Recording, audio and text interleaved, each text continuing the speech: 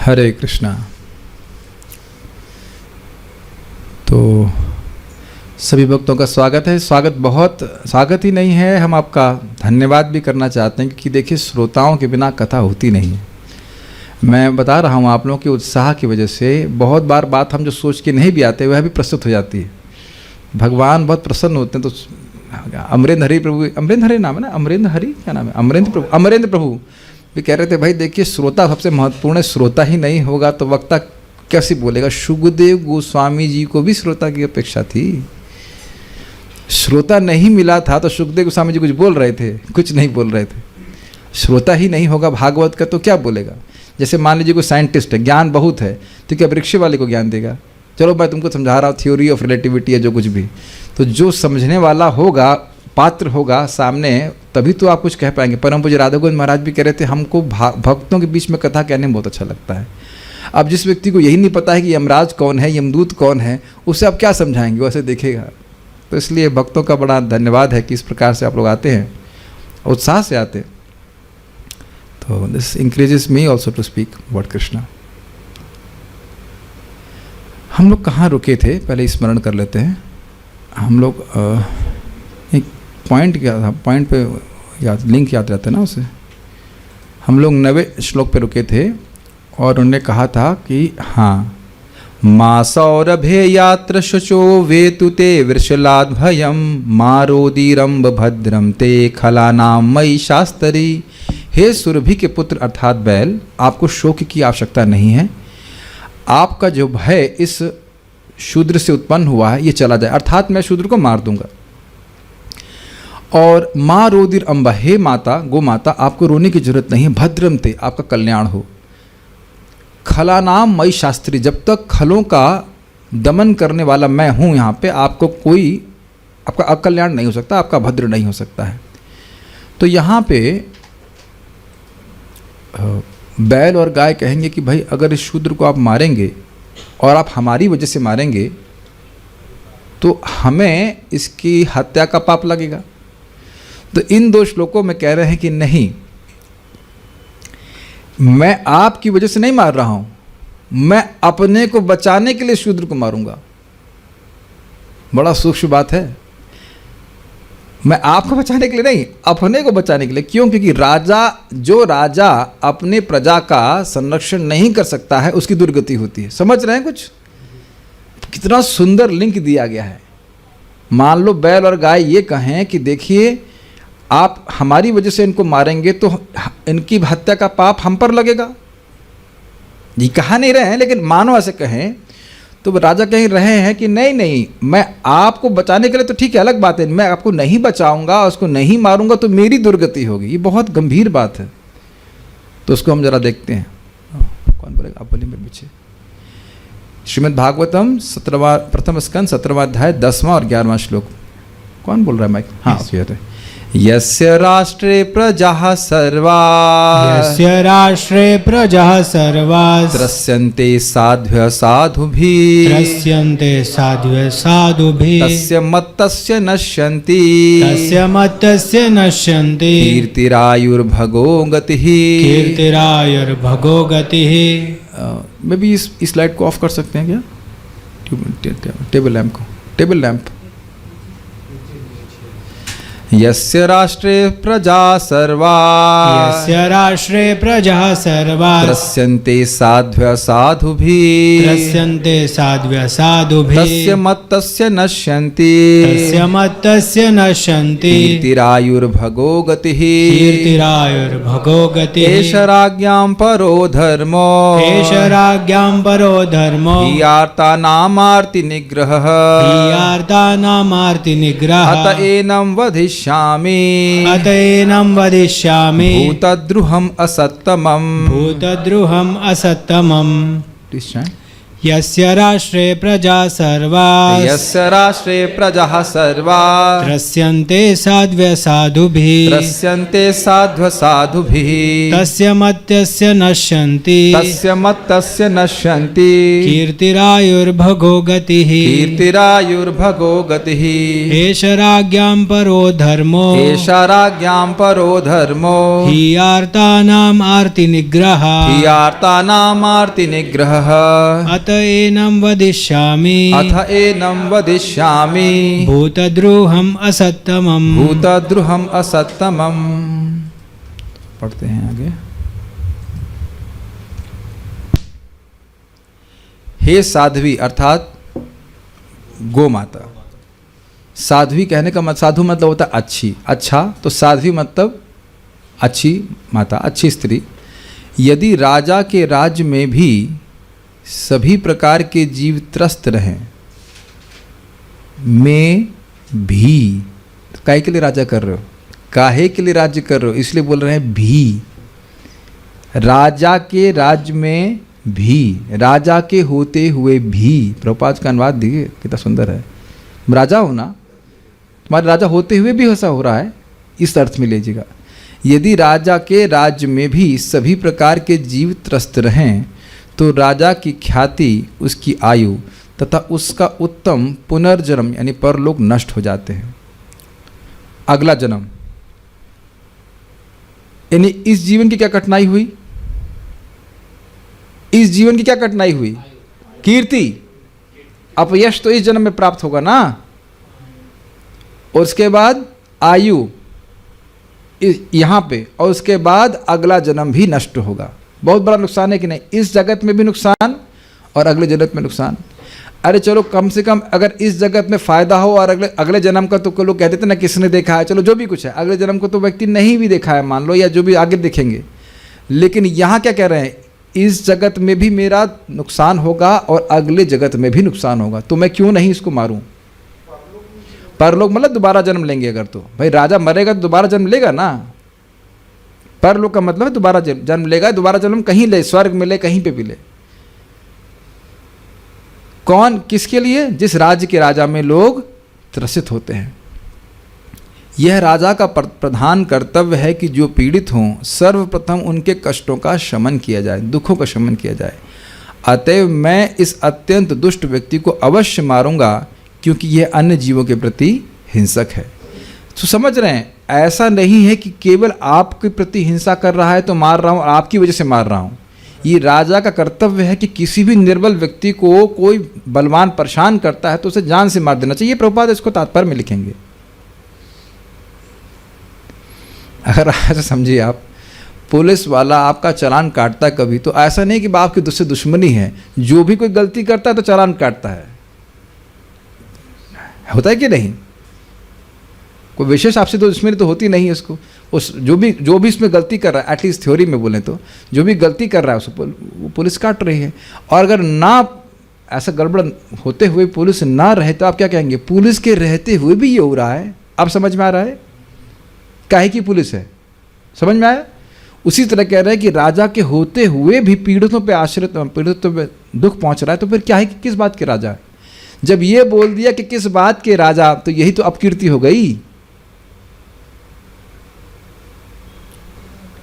किस बात के राजा, राजा मतलब ही जो प्रजा का पालन करने वाला हो, रक्षा करने वाला हो, और उसी में एक बलवान व्यक्ति छोटे निर्बल को मार रहा है, तो किस बात के राजा हो तुम। जैसे समझिए इस बात को, मान लीजिए एक पिता है और उसके 5 बच्चे हैं, और कदाचित एक बच्चा थोड़ा सा मानसिक रूप से विक्षिप्त है, ठीक, तो क्या पिता के रहते हुए बड़ा भाई छोटे भाई को मार के खा जाएगा, ये बता दीजिए बस। और अगर है ऐसा तो फिर पिता का मतलब क्या है।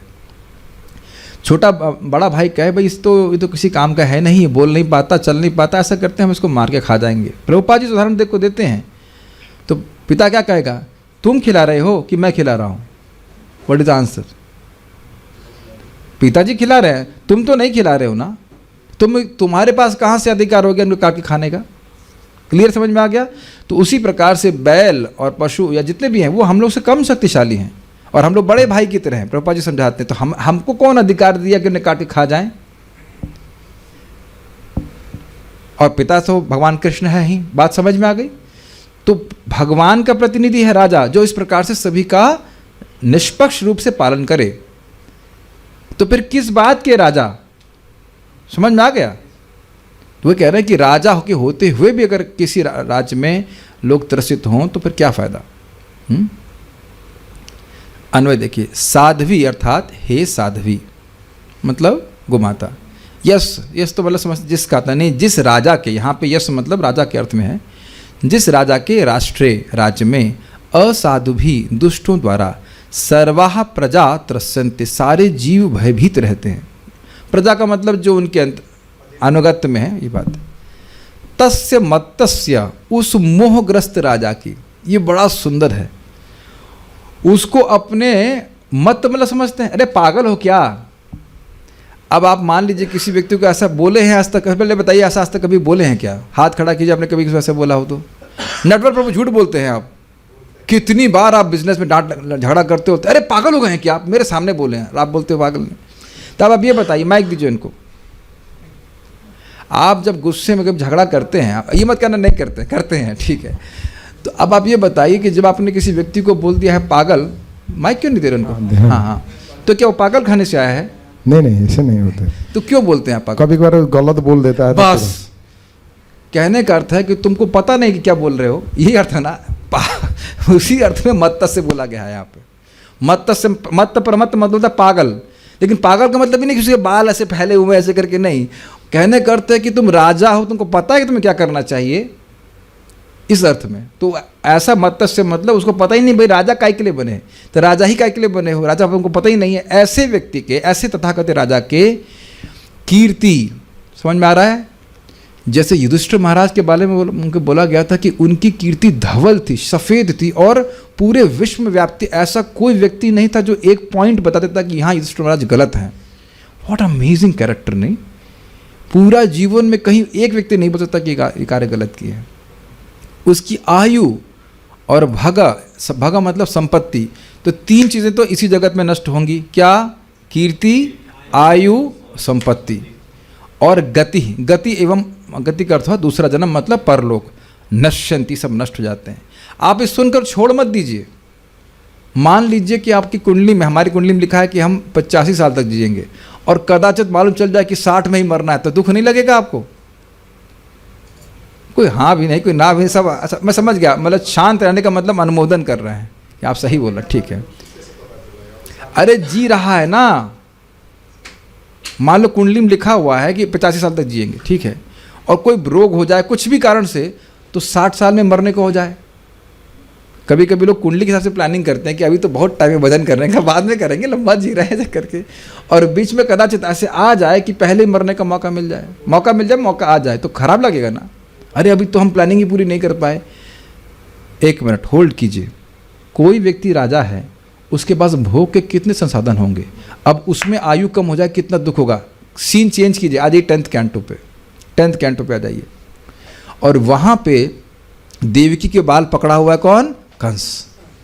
तो वहाँ पे आचार्य इस प्रकार से वार्तालाप बताते हैं वसुदेव जी और कंस के बीच में। तो एक जगह वो राजा करके संबोधित, मतलब वो कहता है कि देखिए, वसुदेव जी कहते हैं कि भाई शरीर तो वो को हर जन्म में मिलेगा, तो कहते हैं नहीं, राजा का शरीर नहीं मिलेगा ना।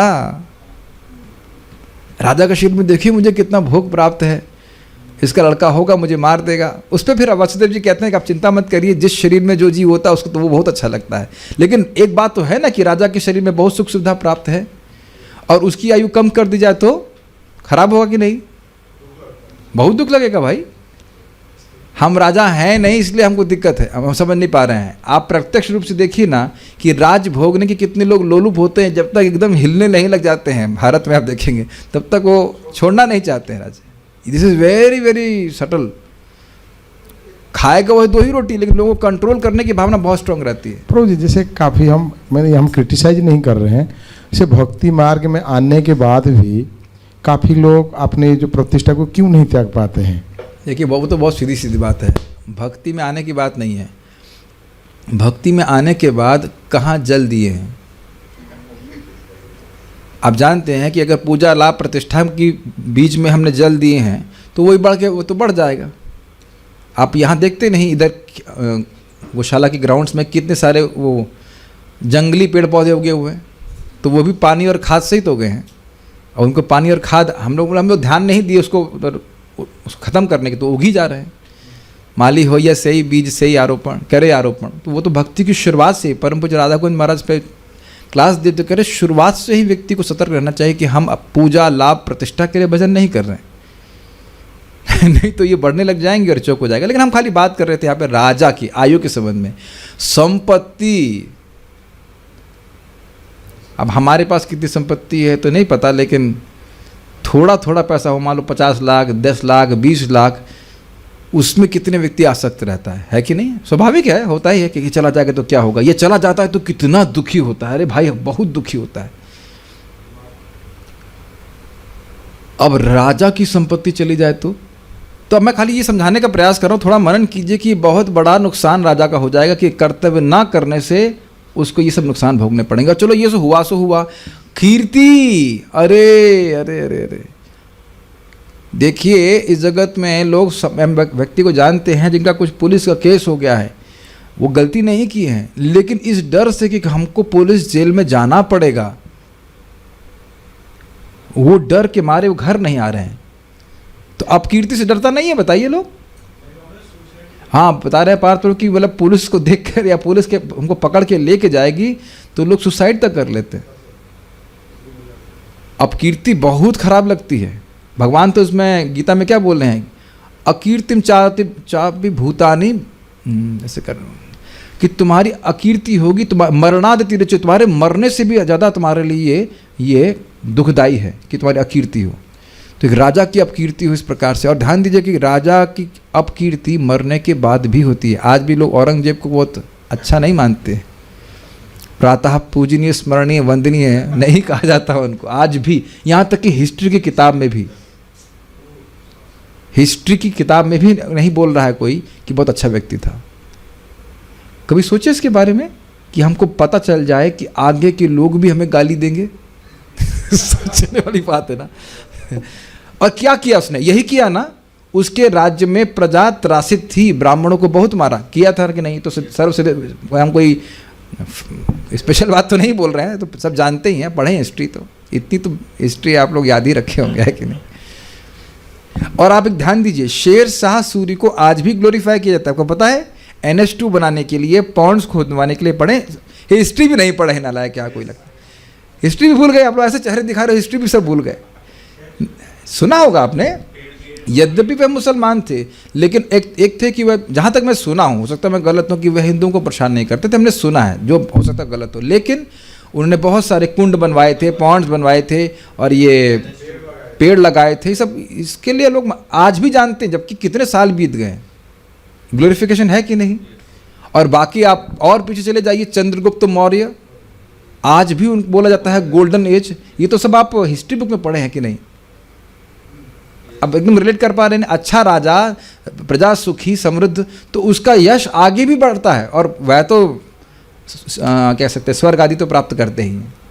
तो ये सब बहुत बड़ा नुकसान है ऐसे व्यक्ति का, राजा का, जो मत्त हो गया, अपने धर्म का अनुसंधान नहीं है उसको, और लोग उसके राज्य में दुखी हो रहे हैं। तो कह रहे हैं नहीं, आपके लिए नहीं, मैं अपने को बचाने के लिए कर रहा हूँ ऐसे।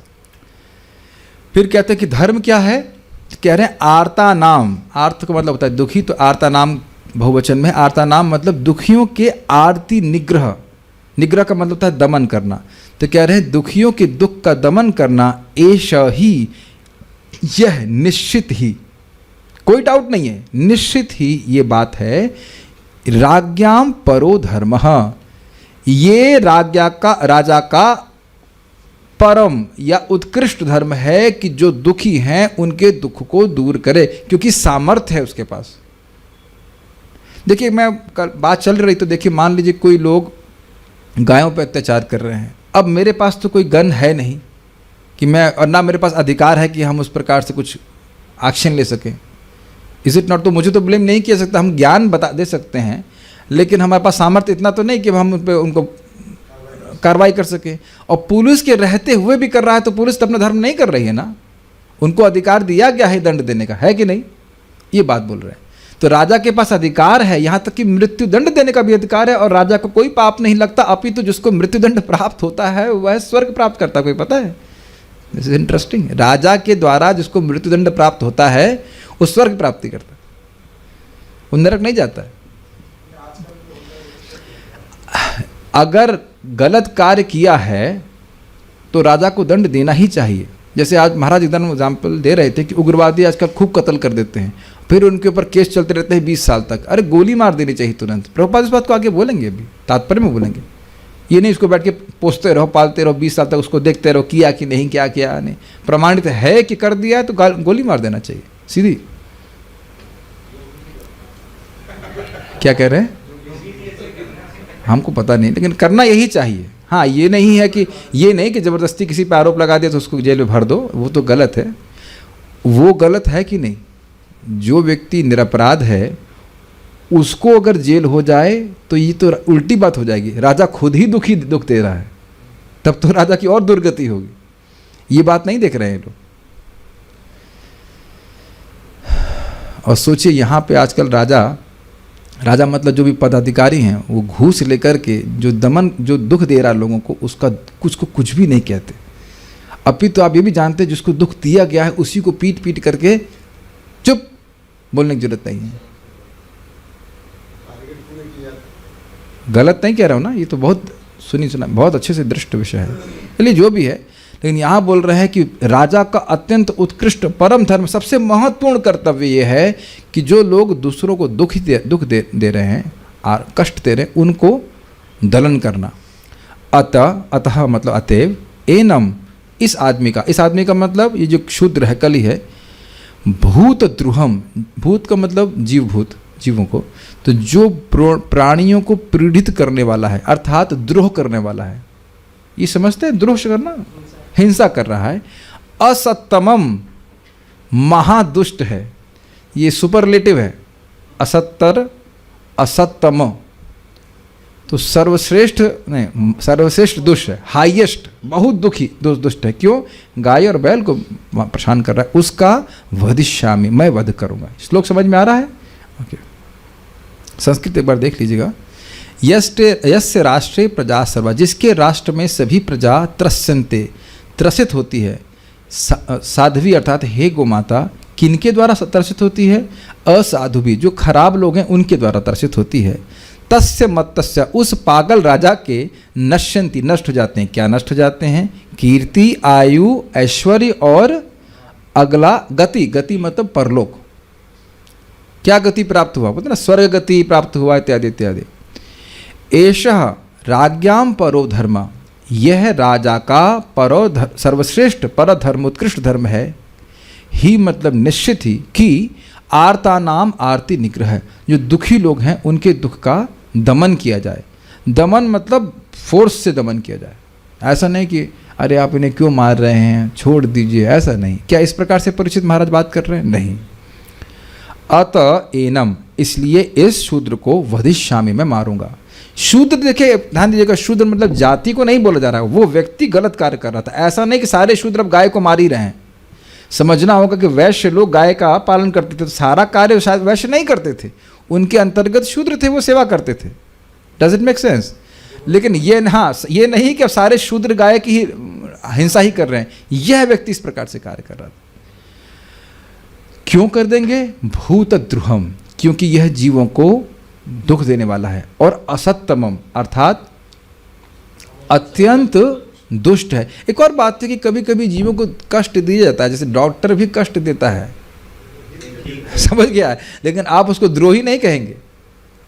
वो क्या पूरा पेट फाड़ देता है कि नहीं? पेट फाड़ करके चीरा रोजा लगा करके, तो वही काम तो गुंडा भी करता है, लेकिन वह द्रोह नहीं कर रहा है, वह तो हित के लिए कार्य कर रहा है। तो भूत द्रोहम असत्तमम मतलब दुष्ट है। और इसलिए भी दुष्ट है कि चलो तुम अपने साथ वाले से लड़ाई करते समझ में आती, जो एकदम निर्बल हैं और उनको भी पब्लिक में नहीं, अकेले ले जाके मार रहे हो, तो ये तो बहुत गलत बात है। इसीलिए कह रहे असत्तमम, बहुत खराब आदमी है।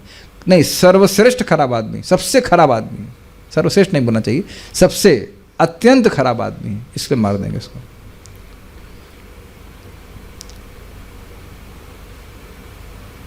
श्रीधरी, इस शूद्र का वध मैं अपने ही कल्याण के लिए करूंगा, तुम्हारा उपकार करने के लिए नहीं। समझ में आ गया? किसको बोल रहे हैं ये? गाय को बोल रहे हैं। इस बात को राजा ने यस इत्यादि 2 श्लोकों से कहा है।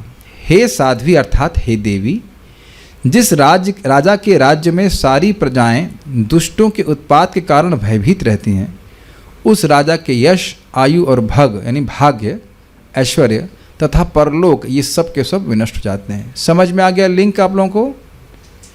ऐसा नहीं है, आप ऐसा मत सोचिए कि आपको पाप लगेगा इसके इस शूद्र के वध का। ये मैं अपने कल्याण के लिए कर रहा हूँ, उससे मेरा बहुत कल्याण होगा, सारार्थ दर्शनी। परंतु यदि आप हमारे संबंध के कारण इसका वध करेंगे तो हम हत्या के अपराध के भागी होंगे। बैल और गाय मान लो ये बोले, अतः आप ऐसा ना करें। मानो यदि बैल और गाय ऐसा कहें तो इस पर परीक्षित महाराज उत्तर देते हैं कि मुझे अपने लाभ हेतु इसका वध करना ही चाहिए, अतः ये आप दोनों के अनुरोध के कारण नहीं है, ये भाव है। समझ में आई बात? ऐसा नहीं कि आप लोग रिक्वेस्ट करो उसे जान से मार दीजिए। बैल ने अभी तक बोला नहीं है कि इसको मारिए। यद्यपि परीक्षित महाराज के सामने ही बैल को मार रहा है, लेकिन बैल ने कंप्लेन नहीं करी है और ना ही गाय ने कंप्लेन करी है। ये तक अभी तक आपने ध्यान दिया इस बात पे? अगर कोई व्यक्ति हमको डंडे से मार रहा होता तो पुलिस सामने आती तो देखिए कितना मार रहा है, कितना मैं सीधा जीव हूँ, ऐसे करके। यहाँ तक तो हम ये देख रहे हैं कलयुग में कि जो लोग खुद दूसरों को परेशान करते हैं वही उस पर शिकायत करके आते हैं। जान रहे कि नहीं? समझ रहे कि नहीं? जो दूसरों को परेशान करते हैं, अटैक करते हैं, वो खुद ही जाके कंप्लेन कर देते हैं कि देखो हमारे प्रति खराब बर्ताव किया है। अभी रिसेंटली आप देख ही चुके थे, हमारे तो आंखें गोल हो जाती हैं। ये क्या है भाई? ठीक है, दूसरा आपको परेशान नहीं कर रहा है, आप परेशान कर रहे हो, उसके बाद खुद ही रिपोर्ट लग जाते हो कि नहीं ये ऐसा ऐसा कर रहा है, उसने किया ऐसा, क्या वैसे, क्या इत्यादि इत्यादि। क्या अमेजिंग है ना एक कलयुग। चलो भाई, मान लो किसी को तुमने परेशान किया, वो कुछ कंप्लेन करे तो तुम्हें रक्षा करो, लेकिन ये क्या मतलब है? तुम खुद ही परेशान कर रहे हो उसको, और उसके बाद उसके बाद कंप्लेन करते हो कि वो परेशान कर रहा है। This is too much, is it not? लगता है जैसे लोगों को कोई डर ही नहीं है कि धर्म क्या होता है, और यमराज जी देखने वाले हैं। बेशर्म जिसे कहना चाहिए। ये तो बहुत जगह देखा गया।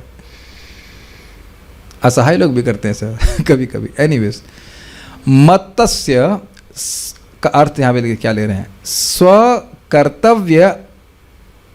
कर्तव्य असाधु दमनानुसंधान शून्यस्य। आप कहेंगे भाई आप तो हिंदी बोल रहे थे, वही नहीं समझ में आ रहा, आप संस्कृत बोल रहे हैं आप। ये बड़ा अच्छा अर्थ लिया, इसलिए मैं इसको संस्कृत में रखा। मत्स्य मतलब एक पागल के। किस लिए पागल बोल रहे हैं? स्वकर्तव्य, अपना कर्तव्य। क्या कर्तव्य? असाधु दमन। जो असाधु लोग हैं उनका दमन, उसका अनुसंधान से जो शून्य है। अनुसंधान मतलब होता है, इंग्लिश में कहेंगे अवेयरनेस, सचेत होना। राजा हो, तुमको पता होना है कि जो गलत लोग हैं उसको दमन करना चाहिए। तो ऐसा राजा जिसको ये पता ही नहीं है कि उसे करना क्या चाहिए। इसीलिए मैं उस उदाहरण दे रहा था ना कि हम किसी को कभी कभी पागल कहते हैं तो उसका मतलब क्या है? उसको पता ही नहीं कि करना क्या चाहिए। समझ रहे हैं बात को?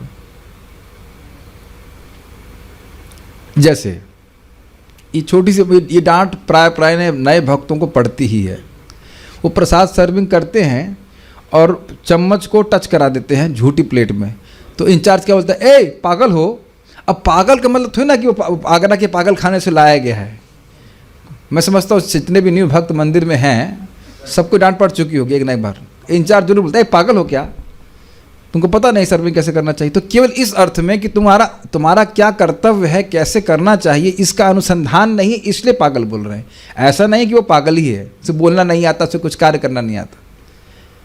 तो वो मत्स्य का अर्थ आपको समझ लेना होगा। यथावत अर्थ नहीं लेंगे कि वो पागल ही हो गया है, लेकिन एक दृष्टि से पागल ही हो गया। भाई तुम्हारा कार्य ही है कि जो तुमको पावर दी गई है इसीलिए कि तुम असाधुओं का दमन करो, और यही नहीं कर रहे हो तो पागल हो गए हो, इसीलिए बोल रहे मत्स्य।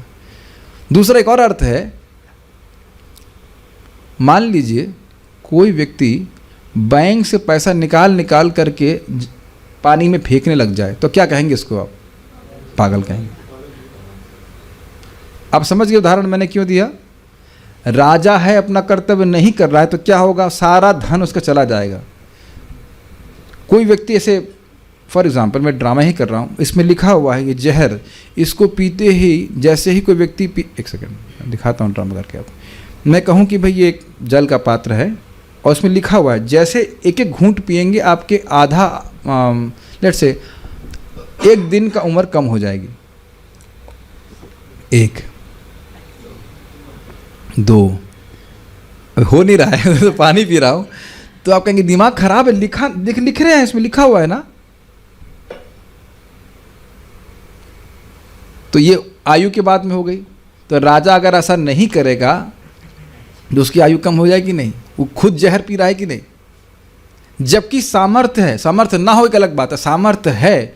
और ये भी समझ लीजिए कि राजा अगर बचाते हुए मर गया, बचा नहीं पाया तो कोई पाप नहीं लगेगा, उसकी गर्दन कट गई, स्वर्ग चला जाएगा, स्वर्ग भी नहीं और ऊपर के लोगों में जाता और उससे श्रेष्ठ लोगों में जाता है। तो कर्तव्य पालन से कितना बड़ा लाभ है उसका अनुसंधान उसको नहीं है, और राजा राज्य के उसमें और भोग रहा है। भाई क्यों इतना राजा को दिक्कत है, कर क्यों ले रहे भाई साहब, क्यों ले रहे हैं कर, आप क्यों कर ले रहे हैं, कर कैसे ले रहे हैं। एक ध्यान दीजिएगा बात, when you get the facility it is expected that you follow the rule. जब हम कोई सुविधा प्राप्त कर रहे हैं तो हमसे अपेक्षा की जाती है कि हम नियम का पालन करें। Yes no, is it not. कहीं पे भी ये जीवन में कहीं भी लेके चलिएगा कि अगर कहीं बोल दिया गया कोई सुविधा दी जा रही है तो आपसे उम्मीद की जाती है कि आप नियम पालन करें, चाहे ट्रेन में सफ़र कर रहे हो, बस में सफ़र कर रहे हो, हवाई जहाज में सफ़र कर रहे हो, इज इट नॉट। तो एक राजा के रूप में तुम सुविधा प्राप्त कर रहे हो, बहुत अच्छी सुविधा प्राप्त करो, ठीक है, लेकिन कर्तव्य नहीं करोगे तो भगवान की तरफ से दंड दिया जाएगा। भगवान का दास है वो। Is very important point, very important point. तो इसलिए कह रहे हैं स्वकर्तव्य असाधु दमनानुसंधान शून्यस्य। ये समझ में आ गया शब्द, ठीक है। अर्थात जैसे अपने असाधुओं के दमन करने के कर्तव्य का अनुसंधान ही नहीं है उस राजा की। गति अर्थात पुण्य लोगों की प्राप्ति, स्पष्ट है, ठीक है। अगर इस प्रकार प्रजा, गति स्वाभाविक सी बात है, नरक गति नष्ट हो जाती है, इसका कोई मतलब नहीं है। गति बोल दिया मतलब अच्छी गति खराब हो जाएगी, ये कहना है। अगर इस प्रकार प्रजा दुखी हो तो राजा की कीर्ति आदि कैसे नष्ट हो जाएगी। भाई राजा का क्या दोष है, प्रजा दुखी है तो राजा की कीर्ति क्यों नष्ट होगी। मान लो ये प्रश्न हो तो 11वें श्लोक में कहते हैं कि स्वधर्म के परित्याग के दोष के कारण ऐसा होगा, क्योंकि राजा का यह अत्यंत उत्कृष्ट धर्म है कि दुखी लोगों के दुख का परिहार करे, परिहार मतलब दुख को समाप्त करे, और क्योंकि यह दुष्ट कली जीवों से द्रोह करने वाला है इसलिए मैं इसका वध कर दूंगा। ये लिंक कुछ समझ पा रहे हैं। मानो कोई व्यक्ति प्रश्न करे कि भाई आप कह रहे हो कि राजा की कीर्ति आदि नष्ट हो जाएगी जिसकी प्रजा दुखी है, तो ऐसा कैसे हो जाएगा। भाई प्रजा दुखी है तो राजा का क्या दिक्कत है। मान लो ऐसा कोई प्रश्न करे तो कह रहे हैं भाई देखो, इस जगत में कोई भी व्यक्ति अपना धर्म का पालन नहीं करता है तो उसको दुर्गति प्राप्त होती है, समझते हैं कि नहीं। भाई माँ है, पति है, पत्नी है, जो कुछ भी है, वो धर्म पालन करने से उसकी सदगति होती है, धर्म नहीं पालन करता है नीचे क्यों होता है, ये तो आप सब जानते हैं। तो इसीलिए कह रहे हैं ऐसा राज्ञाम परो धर्मो, ये राजा का सबसे सर्वोत्कृष्ट धर्म है कि वह दुष्टों का दमन करे और लोगों के दुखों का परिहार करे, दुखों को समाप्त करे। आप मेरी बात समझ पा रहे हो। तो कह रहे इस कारण से दुर्गति प्राप्त होगी, इसलिए हम दुर्गति नहीं चाहते, हम तो उस कली को जरूर वध कर देंगे। क्लियर, समझ में आ गया, ठीक है। बहुत थके हुए तो नहीं आप लोग, बहुत व्रत व्रत करके प्रसाद तो पाए होंगे ना, ठीक है। तात्पर्य, जब किसी गांव या नगर में जंगली पशु उत्पात मचाते हैं तो पुलिस या दूसरे लोग उन्हें मारने की कार्रवाई करते हैं।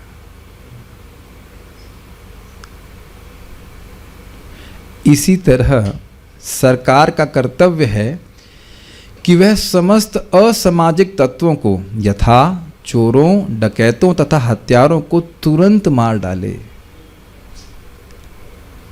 जरा उस विचार कीजिए थोड़ा सा बात, कितना सुंदर प्रभुपाद जी का तात्पर्य है कि मान लीजिए अभी हम लोग ऑलमोस्ट हम लोग गांव जैसी स्थिति में रहते हैं कि नहीं, वृंदावन में गौशाला है, ऑलमोस्ट भले ही थोड़ा सा ईंट पत्थर के मकान है, लेकिन मोटा मोटी मान लीजिए गाँव, या चलिए गाँव में रह ही रहे थे मान लीजिए, और कोई एक नरभक्षी शेर आता हो और जो किसी के बच्चों को परेशान करता हो, तो क्या पुलिस सहन करेगी या सिपाही सहन किया करेंगे, ये बता दीजिए आप।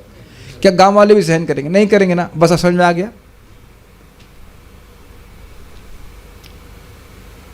कितना सुंदर बात प्रभुपाद दृष्टांत के द्वारा समझा रहे हैं। कभी नहीं सहन करेंगे ना। हाँ, मान लो कोई व्यक्ति वास्तविक ऐसे अभाव में है। एक बार किसने प्रश्न भी किया था, जी मेरे को भोजन नहीं मिल रहा है, मैं बहुत कष्ट हो रहा है, मैं किसी चोरी करके खा लिया, तो क्या उसको भी पाप लगेगी क्या? प्रभुपाद आगे बताएंगे इस बात को, आपद धर्म के बारे में। ये सब इसी अध्याय में आएगा। प्लस देखिए, कोई व्यक्ति ऐसा हो नहीं सकता कि उसे चोरी करके खाना पड़े। क्या मजदूरी करके नहीं खा सकता वो? नहीं, ऐसा नहीं हो सकता है। ये जरूर हो सकता है कि किसी की थाली छीने होगे तो जरूर दंड मिलेगा। अब हमारे ही मंदिर में बाहर खिचड़ी बढ़ती है, कितने कितने अन्न क्षेत्र चल रहे हैं ना पूरे भारत में, और फिर भी क्यों कहे कि मेरे पास खाने के लिए नहीं? ये तो गलत बात। क्या नाम से आप उधर गुरुद्वारा, कौन सा गुरुद्वारा है? अमृतसर में, वहाँ तो फ्री प्रसाद है। मैं समझता हूँ ऐसा भी वहाँ पे कुछ नहीं है कि जो भिखारी हैं वो नहीं आ सकते, कोई भी आ सकता है। तो ये कहना कि मेरे को खाने को नहीं मिल रहा इसलिए मैं चोरी कर रहा हूँ, ये तो झूठ बात है। ये तो झूठ बात है। कोई नहीं भूखा मर सकता है। खाने की अगर बात केवल पॉइंट करें खाने की, तो केवल खाने की बात तो झूठ बोलते हैं वो तो खुद। मैंने सब चोर किसी को अपना जीवन निर्वाह करने के लिए चोरी की जरूरत नहीं, वो निकम्मे होते हैं। नहीं, कि ट्राइबल एरिया है, आप देखोगे जो ट्राइबल सीट रेंज में लोग रहते हैं, वास्तविक वो लोग खाने के लिए भी नहीं मिलती है। अब एक अगर आप ये बात कहें कि अगर ऐसा है, वैसे मैं तो बहुत ड्रिफ्ट नहीं करना चाहता हूँ, लेकिन देखिए, क्या आपने भागवत में सुना नहीं, जीव जीवस्य जीवनम? क्या आप उसको काट देंगे? बताइए। मछली तो समुद्र में रह रही है, वहाँ कौन सा काम कर रही है? प्रभुपाद जी उदाहरण दिए थे, हाथी जंगल में रहता है, वहाँ कौन व्यवस्था करता है? हाथी के बराबर तो कोई ट्राइबल नहीं खाता है ना। देखिए, उप्स, नेट चला गया।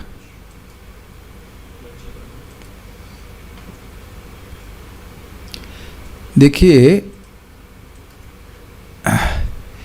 कोई भी व्यक्ति अगर इस प्रकार से दुखी है, चाहे ट्राइबल हो चाहे कोई भी हो, वह राजा की अव्यवस्था के द्वारा है। इस नहीं चल रहा है ना, दोनों नहीं चल रहे ना।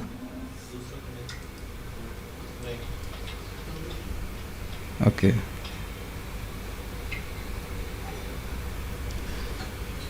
यही तो बात बोल रहे हैं यहाँ पे कि जिस राजा की प्रजा त्रस्त है उसको दुर्गति प्राप्त होती है। अगर ट्राइबल्स की बात की जाए तो क्या वो राज्य की प्रजा नहीं है? तो वो दुखी क्यों है? मेरा प्रश्न है ये। राजा की गलती, समझ गए ना? राजा की भी गलती है इसमें। तो ये बात है। Let me see if it can connect.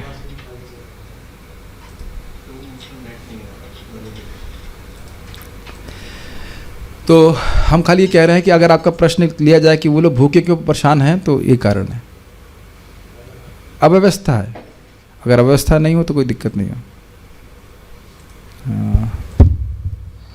एक मिनट।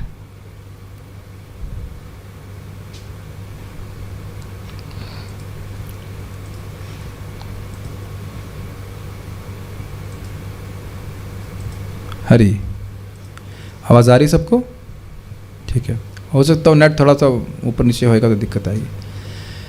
तो प्रश्न प्रभु जी का था कि भाई जो आदिवासी लोग हैं वह परेशान क्यों हैं, खाने को नहीं मिल रहा है, तो वो भी तो दिक्कत वही है ना, सरकार उनके लिए कुछ नहीं कर रही है। सरकार के पास बहुत क्षमता है, उनको भी कुछ रोजगार, कुछ खेती की व्यवस्था कर देंगे तो उनको नहीं रहना। प्रभु जी, ठीक है, जैसे झारखंड में हम भी आदिवासी एरिया में गए थे, अगर हम अनाज खाने की दृष्टि देखें तो कोई भूखा नहीं है। अब वो मांस खा रहे हैं, शराब पी रहे हैं, उसके लिए उनके पास पैसा है। बट अनाज की बात करेंगे जब वो बोल देंगे नहीं हमारे पास कुछ नहीं है, क्योंकि मैंने तो आंखों से देखा है। और ये भी मैंने आंखों से देखा है। मैं कानपुर में से हम लोग जा रहे थे, बड़ा इंटरेस्टिंग है कि लोग पता है कैसे रह रहे हैं। वो जो होता है ना प्लास्टिक की बोरी, उसको बना के रह रहे हैं, उसमें टीवी है। Amazing, is it not? उसमें टीवी है लेकिन उसको छतरी बना करके रह रहे थे। अब बताओ ये सब है कि नहीं? उसमें भी जो क्या नाम से पुरुष होगा वो ताड़ी पीने जाएगा, वो भी शराब वराब जो पीने जाएगा, रोटी खाने को ना मिले, सुबह तो सुनी भाई बात है। तो ये सब कठिनाइयाँ राजा की अव्यवस्था के द्वारा ही है। ठीक है, तो हम खाली बात यहाँ पे आ रही थी कि जो लोग असामाजिक तत्व हैं उनको राजा को दंड उन लोग को दिया जाना चाहिए। वही दंड पशु बधिकों को भी दिया जाना चाहिए, क्योंकि पशु भी राज्य की प्रजा है। अब ट्राइबल छोड़ दीजिए, पशु के लिए प्रपात बोल रहे हैं। जैसे कोई पशु इंसानों पे अटैक करेगा तो राजा उसको मरवा देंगे, है कि नहीं? उस तरह कोई पशु का वधिक है तो उसको राजा को मार देना चाहिए, राजा उस व्यक्ति को वध कर देना चाहिए। ये बात बोल रहे हैं। इतना कोई भी पशु, केवल गाय बैल की बात नहीं कर रहे हैं, कोई भी इस प्रकार से मार रहा है। प्रजा का अर्थ है जिसने राज्य में जन्म लिया हो वह है, और इसमें मनुष्य तथा पशु दोनों सम्मिलित हैं। स्पष्ट है, जो भी जीव राज्य में जन्म लेता है उसका मूल अधिकार है कि वह राजा के संरक्षण में रहे। एक बात ध्यान देने वाली होगी, जीव जीवस्य जीवनम। अब ऐसा नहीं कि आप टमाटर खाएंगे तो उसके लिए जान मार दी जाएगी, क्योंकि टमाटर और वेजिटेबल आदि जो हैं वह इंसानों का भोजन है, तो उसलिए वो कठिनाई नहीं है।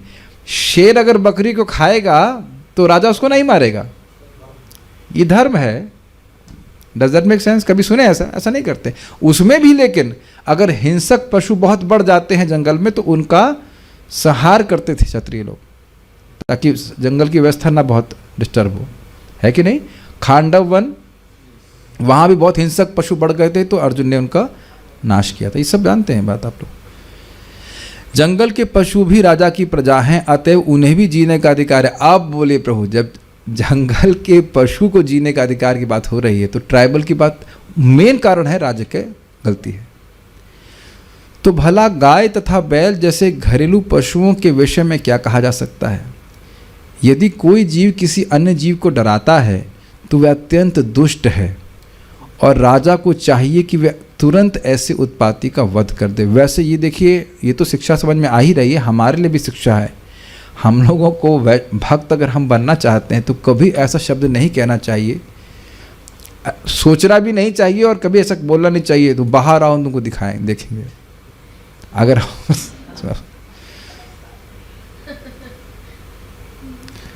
देखिए, ये सिद्धांत है कि power corrupts and power, absolute power corrupts absolutely.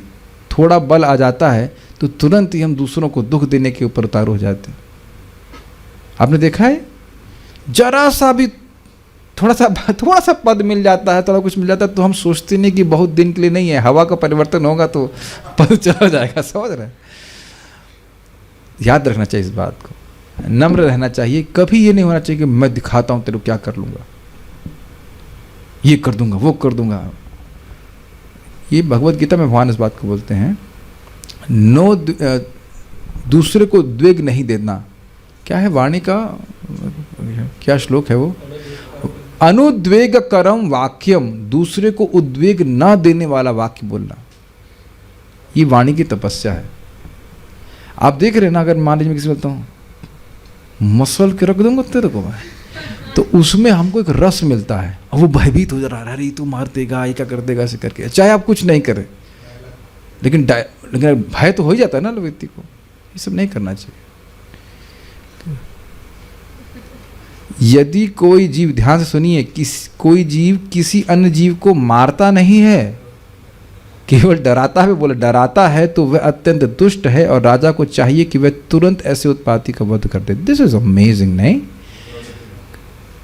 हम लोग बहुत ध्यान से प्रभुपाद ग्रंथ पढ़ें तो हम चकित हो जाएंगे, प्रभुपाद बोल क्या रहे हैं। धर्म का सिद्धांत कितना अद्भुत है। केवल डराने का, डराना धमकी देना आजकल कितना चल रहा है। तुम्हारी लड़की को हम किडनैप कर लेंगे, इतना पैसा दो, या किडनैप कर लेते हैं, है तो नहीं, हम इतना पैसा दो। बताइए कोई तरीका है पैसा कमाने का? और फिर पुलिस कुछ नहीं करती है। अब शायद कुछ करने लग गई, उनको नहीं पता नहीं, लेकिन प्राय से कुछ नहीं करती मोस्टली। जिस प्रकार उत्पात मचाने वाले जंगली पशु को मार दिया जाता है, उसी तरह जो व्यक्ति जंगली पशुओं या अन्य पशुओं को वृथा ही मारता या त्रस्त करता है, उसे तुरंत दंडित किया जाना चाहिए। एक बात है कि अब आप लोगों के मन में आया कि नहीं आया, यज्ञ में पशुओं का वध होता था, उसके लिए राजा नहीं मारते थे, लेकिन एक पूरा विधान होता था। ये नहीं कि कसाई घर चालू कर दिया गया। और यज्ञ में ब्राह्मणों की इतनी क्षमता होती थी, दिखाते देखो ये पशु स्वर्ग जा रहा है। इतनी क्षमता कहाँ पे है? केवल लोग यही देख रहे हैं कि मांस का टुकड़ा मेरे मुंह में जा रहा है कि नहीं? ये क्षमता तो नहीं हो रही कि ये पशु जो है स्वर्ग जा रहा है। जो लोग भी मांस कभी खाए हैं या जिनको भी खाते हो आप देखे होंगे, कभी वो सोच देखे हैं कि वो पशु जा रहा है स्वर्ग में, और कभी देख पा रहे हैं कि वो पशु नरक में जा रहा है। वो पशु मतलब खाने वाला व्यक्ति, फिर ये तो दिक्कत है कि दिख जाए उसको अगर नरक कि भाई हमको भी हमारी आते नोची जाएंगी तो फिर। लेकिन ये आप भी गलत बोल रहे हैं। परम पूज्य वृंदावन महाराज को बोला गया, ये प्रश्न किया, बड़ा रोचक प्रश्न हमारे भक्तों ने किया कि महाराज जी हम लोग को याद नहीं रहता कि माँ के गर्भ में थे, इसलिए उस दुख का याद नहीं रहता है। तो महाराज बोले कि यहाँ पे लोग जानते हैं पुलिस से पिटते हैं, याद करते हैं, याद रहती है कि नहीं पिटाई हुई है, उसके बाद भी वही काम करते हैं कि नहीं। तो यह सोचना कि अगर हमको याद रहता कि माँ के गर्भ में कितना कष्ट पाया या पिछले जन्म में से लेकर इस जन्म के बीच में जो नरक भोगना पड़ा था उसमें कितना कष्ट पाया, उससे लोग सुधरने वाले नहीं हैं। ये बात भागवत ने बोली है, जानते हुए दूसरे लोग दुख पा रहे हैं पाप करने से, लेकिन मानते नहीं लोग, क्योंकि पाप के करने की प्रवृत्ति बहुत बड़ी हुई। हाँ, शमशान घाट में जाएंगे, अरे कुछ रखा नहीं सरकार, कुछ जीवन में कुछ रखा नहीं, फिर आके बाहर से कार्य करने लग जाएंगे, तो दंडित किया जाना था। ईश्वरीय विधान के अनुसार सारे जीव चाहे वे जिस स्वरूप के हों भगवान की संतान है और किसी को अन्य पशु को मारने का कोई अधिकार नहीं है जब तक ईश्वरीय विधि संहिता उसकी आज्ञा ना दे। ठीक है, अब पूरा पढ़ लूँगा, पढ़ने से आपको समझ में आ जाएगा। बाघ अपने जीवन निर्वाह के लिए छोटे छोटे पशुओं को मार सकता है, किंतु मनुष्य अपने निर्वाह के लिए किसी पशु को नहीं मार सकता। एक छोटी सी बात, बहुत अजीब सी बात बोलूँगा। मान लो किसी के पास खूब रोटी चावल है और कहे मैं आपके बच्चे को मार के खा जाऊँ, भूख लग रही है, बच्चा फ्राई, बच्चा मसाला। हम ऐसे शब्द बोलना नहीं चाहते, लेकिन अगर ऐसा बोलूँगा तो समझ में आ जाएगा कि कितना गलत बात है कि नहीं। गाय को दुख नहीं होता है अपने बच्चे को देख करके, बच्चा से लिए जा रहा है, या और भी किसी पशु को। यह उस ईश्वर का विधान है जिन्होंने यह नियम बनाया है कि एक पशु दूसरे को खाकर जीता है। तो ये मान लो गाय को भी अगर कोई बाघ खाता तो बाघ को पाप नहीं लगता है।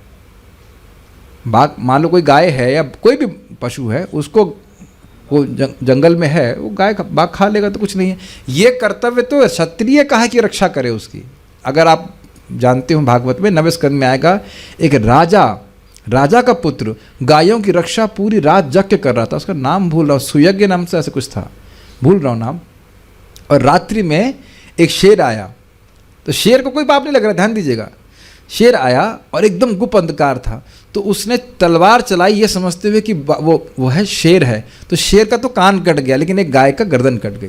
वो गलती में हो गया था सा, तो बाद में उसको शूद्र बनने का वो शाप मिला, जो कुछ भी रहा वो भगवान के धाम चला गया, वो एक अलग बात है। लेकिन हम खाली बोल रहे हैं कि रक्षा क्षत्रिय कर रहे हैं, देख रहे हैं कि फिर किस प्रकार से रक्षा कर रहे हैं, रात भर जग के कर रहे हैं, जबकि राजा का पुत्र है। नाम भूल रहा हूँ, उसका नाम क्या था, किसी को याद है जूम के ऊपर? एनीबॉडी? नहीं, किसी को याद नहीं, इतना कोई नहीं पढ़ा है। ठीक है, तो अभी 9वें स्कंद तक पहुँचे नहीं ना, तो कैसे पता होगा। ये स्थिति है। हाँ, सो ये क्या बात कर रहा था मैं? हाँ, तो शेर पर बात कर रहे कि शेर खाए तो उसे पाप नहीं लगेगा, लेकिन जो व्यक्ति इंसान खाएगा तो बहुत बड़ा पाप लगेगा। ठीक है, तो कई बार बोलते हैं अरे शेर खा रहा है तो हम भी खा सकते हैं। तो ये पहले तो ये बताइए कि शेर खाता कैसे है, होटल में जा कर के, और ऐसा भी नहीं कि क्या कहते हैं वो हम लोग, परिश्रमेण सिद्ध्यंति कार्याणि न मनोरथई न ही सुप्तस्य सिंहस्य प्रविशन्ति मुखे। मेरे कहा सुने हैं, ये परिश्रम से ही कार्य सिद्ध होते हैं, केवल मनोरथ करने से नहीं होता है।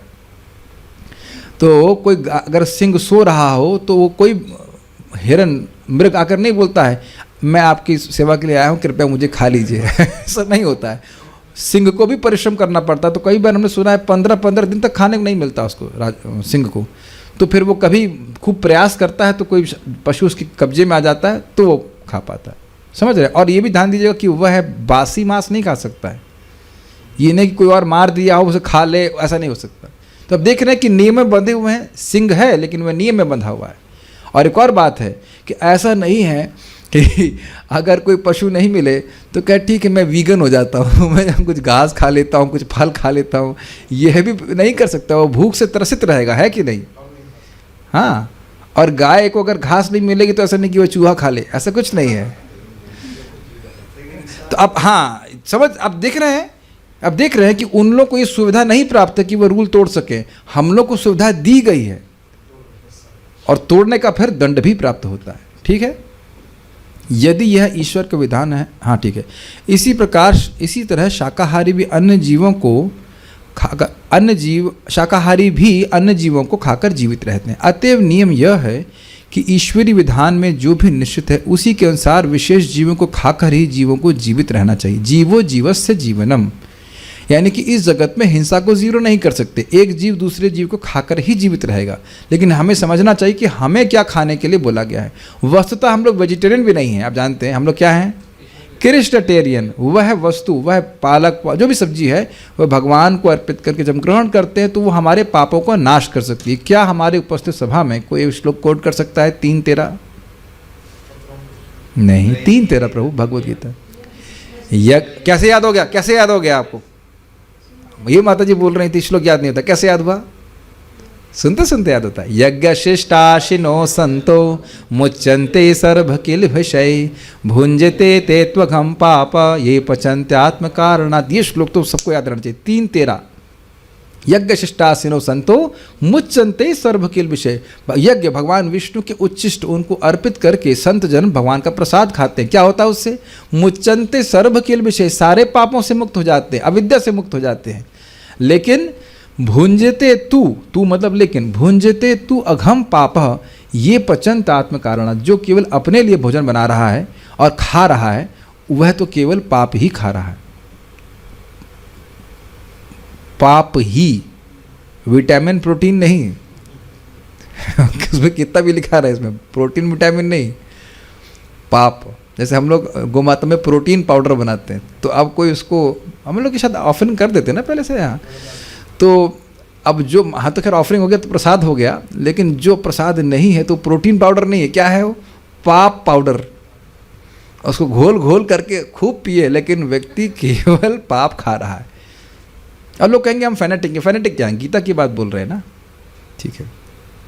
ईशोपनिषद का निर्देश है कि मनुष्य को भगवान के निर्देशानुसार रहना चाहिए। ये क्या वाईफाई चल गया अभी नया?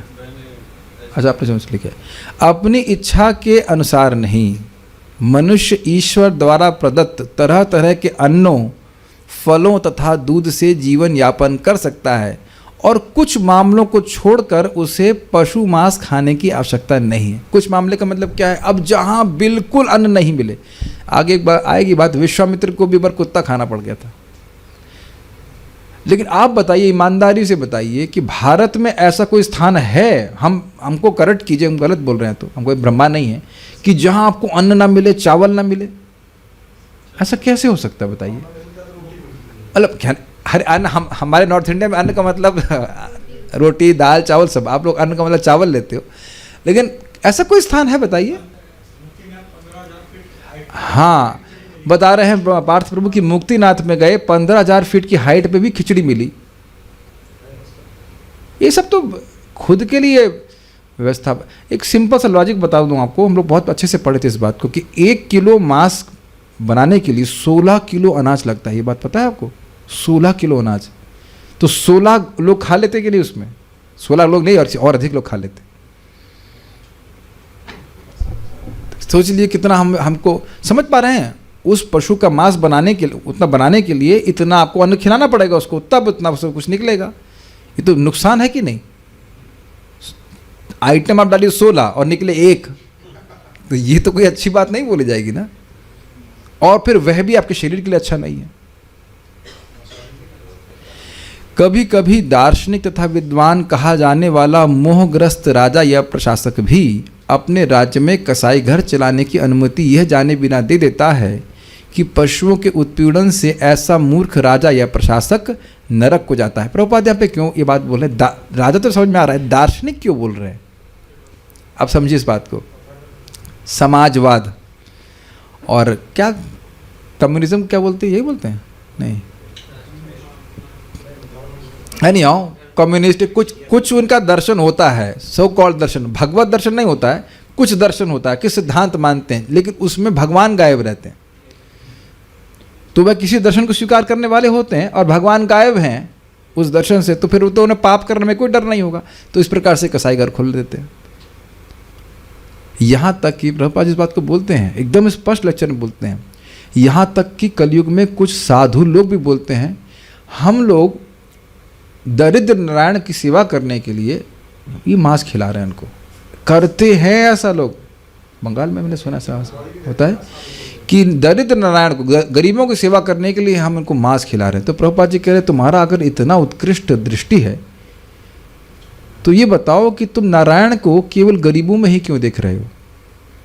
नारायण के बकरी में नहीं है, तो तुम गोट नारायण को, मतलब बकरी नारायण को दरिद्र नारायण को खिला रहे हो। पहली बात तो यही मूर्ता है कि दरिद्र लक्ष्मी के पति। हम नाम नहीं रख रहे हैं, लेकिन हम बस बात बोल रहे हैं, नाम नहीं, क्लासेस में नाम नहीं रखना चाहिए। सिद्धांत की बात है, हमारा किसी से व्यक्तिगत द्वेष नहीं है। जो सिद्धांत है, धर्म का सिद्धांत के विरुद्ध नहीं चलना है। तो जब सोचिए, जब साधु लोग इस प्रकार से कर रहे हैं तो बताइए राजा की क्या स्थिति होगी? साधु तो नहीं, वो भी असाधु ही हैं एक्चुअली।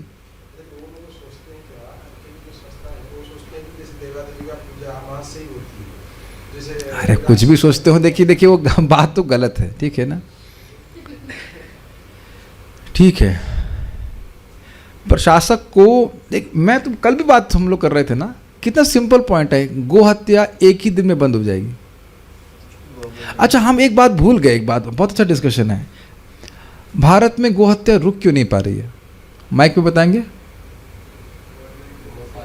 माइक पे बताइए। हाँ, एक बात है, गवर्नमेंट को टैक्स मिल रहा है और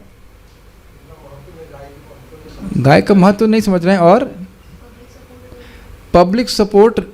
हाँ, अब आप कह रहे पब्लिक सपोर्ट नहीं है। ये बताइए कि कोविड में आपको अच्छा लग रहा था रूम में बैठे रहा? पब्लिक की बात सुनती है गवर्नमेंट?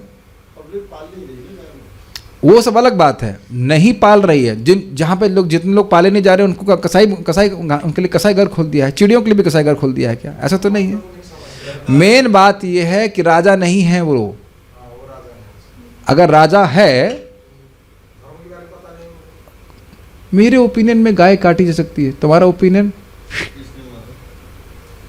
ये है, ये ठीक है। इनको जमा कर दो यमुना के पास। एक दो चार लोग को गोली मार दी जाए, बस सारा काम खत्म।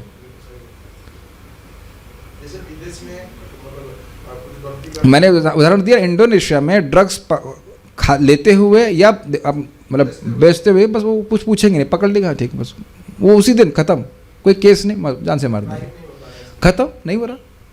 एक जगह हमने सुना कि सऊदी अरेबिया में कहाँ पे कोई चोरी करते हुए पकड़ जाएंगे, हाथ काट देंगे, काम खत्म।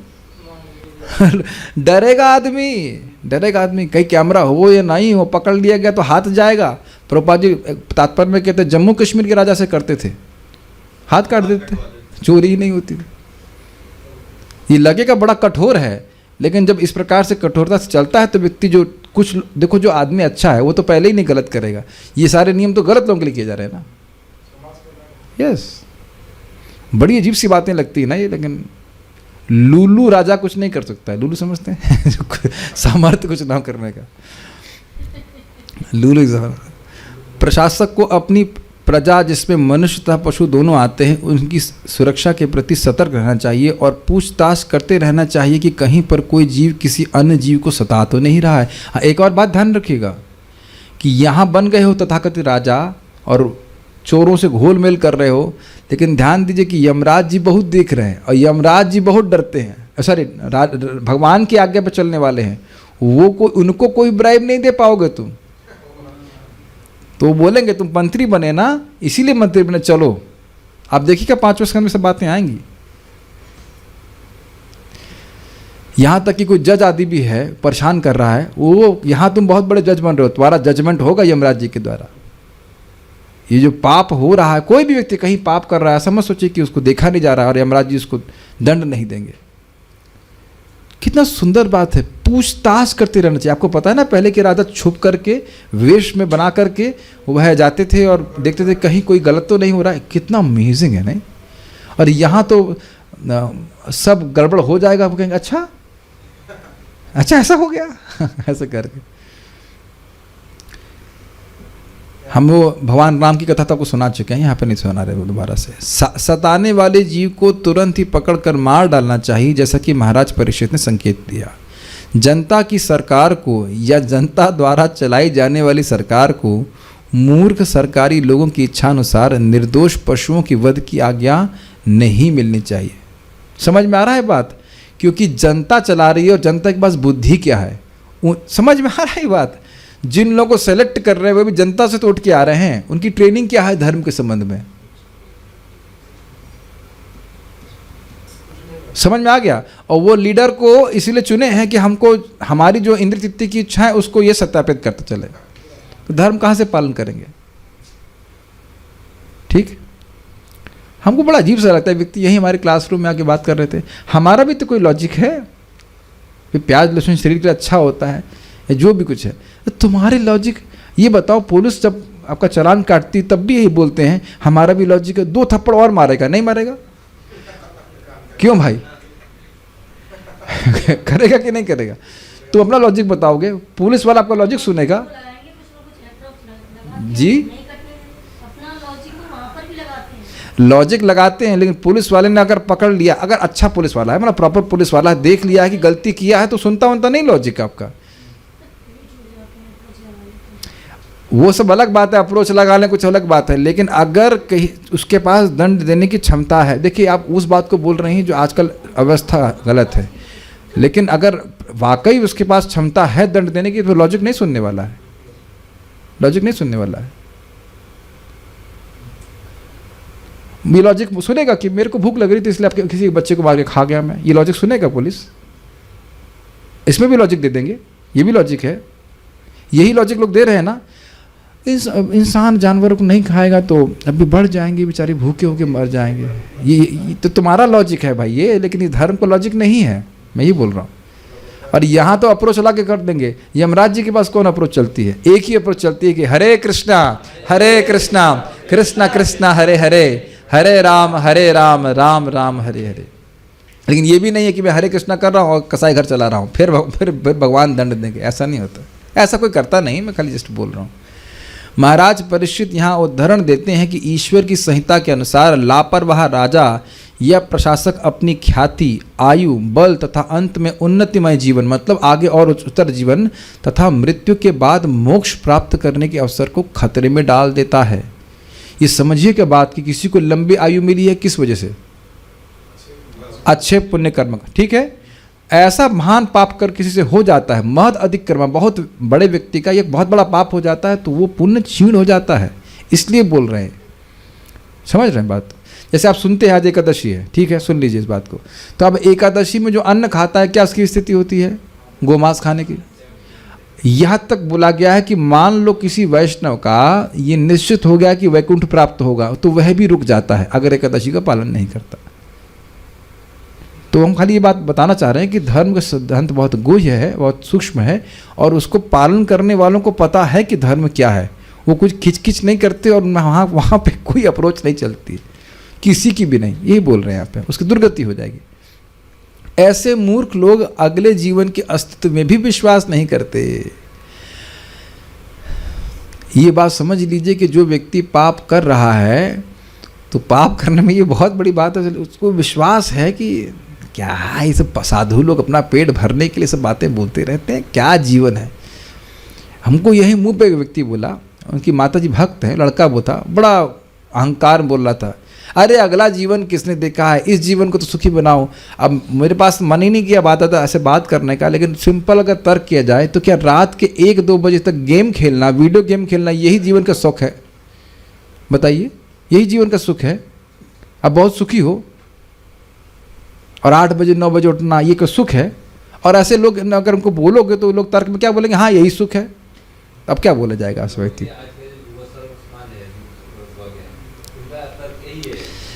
लेकिन बात यही तो समझाने वाली है कि क्या आप सुखी हो, फिर सुसाइड क्यों बढ़ रहे हैं? पहले ज़माने में तो नहीं सुसाइड कर रहे थे युवा लोग, अब क्यों सुसाइड बढ़ रहे हैं? अब क्यों एंजाइटी में बच्चे छोटे छोटे बच्चे डिप्रेशन में क्यों हैं? बताइए। आप बोले सुखी हैं तो सुखी व्यक्ति डिप्रेस हो जाता है ना। डिप्रेस क्यों? आज मैं बहुत खुश हूँ इसलिए मैं डिप्रेस हूँ। Does it work like that? किसने आत्महत्या क्यों कर ली? वो बहुत खुश थे इसलिए। ऐसा होता है। अगर इस जीवन शैली को प्राप्त करके आप सुखी हैं, आपको मतलब जो भौतिकतावादी, तो क्यों आत्महत्या बढ़ रही है बताइए? और भी गलत गलत कार्य क्यों बढ़ रहे हैं? आर्ट ऑफ माइंड कंट्रोल में सब बातें बताई जाती हैं। कितने हजार लोग रोज आत्महत्या का प्रयास करते हैं। मैं तो मतलब मैं कोई यहाँ डेटा न्यूज़ से पढ़ के नहीं बोल रहा हूँ, लेकिन अंदाज से बोल रहा हूँ कि हजारों में तो होंगे ना इस प्रकार के लोग। फिर और आपने सुना नहीं इस बार कि इसमें भी कितने, अरे हम न्यूज़ नहीं सुनाना चाहते, हम तो खाली बस कान में आ जाता है कैसे इस कोविड में लोग अपनी पत्नी को मार रहे हैं, बच्चों को मार रहे हैं, पगलाए जा रहे हैं, यहाँ तक कि शराब नहीं मिल रही तो पागल हुए जा रहे हैं ऐसे करके। क्या हो रहा है कि नहीं? तो ये बड़ा सुख है क्या? देखिए हमने तो अब देखा है किस प्रकार से लोग शराब पी करके दुर्गति को प्राप्त होते हैं। आंखों से देखा, हमको बहुत घृणा होती थी। इतना even as a non devotee इसे नाली में लोटे रहना, ऐसे करके फालतू बातें करना, हमको बहुत गुस्सा आता था। बहुत गुस्सा आता नहीं, ये क्या है? बहुत गुस्सा आता था हमको। ये सुख है? तो सोचने से क्या हो जाएगा? इस श्लोक की टीका करते समय हमारे समक्ष एक महान आधुनिक राजनेता का वक्तव्य है, जिसकी हाल ही में मृत्यु हुई और जो अपनी अंतिम इच्छा व्यक्त कर गया है, जिससे महाराज परीक्षित द्वारा व्यक्त की गई ईश्वरी संहिता के विषय में उसका अज्ञान प्रकट होता है। यह राजनेता ईश्वरी संहिता से इतना अनजान था कि उसने लिखा है, मैं ऐसे किन्हीं अनुष्ठानों में विश्वास नहीं करता और विधि के रूप में भी उनका पालन करना तो एक प्रकार का छलावा और अपने आप को तथा अन्यों को धोखा देना होगा। इस विषय में मेरी कोई धार्मिक भावना नहीं है। जो पता नहीं प्रभुपाद किसको बोल रहे हैं, लेकिन जो सिद्धांत हमको समझ में आ रहा है, देखिए जैसे हम लोग तुलसी जी को करते हैं ना, आरती कर रहे हैं, धूप दीप दे रहे हैं, तो अब जो अधार्मिक व्यक्ति है वो क्या बोलेगा, दिमाग खराब है इनका, एक पेड़ को आरती कर रहे हो, इससे क्या होगा?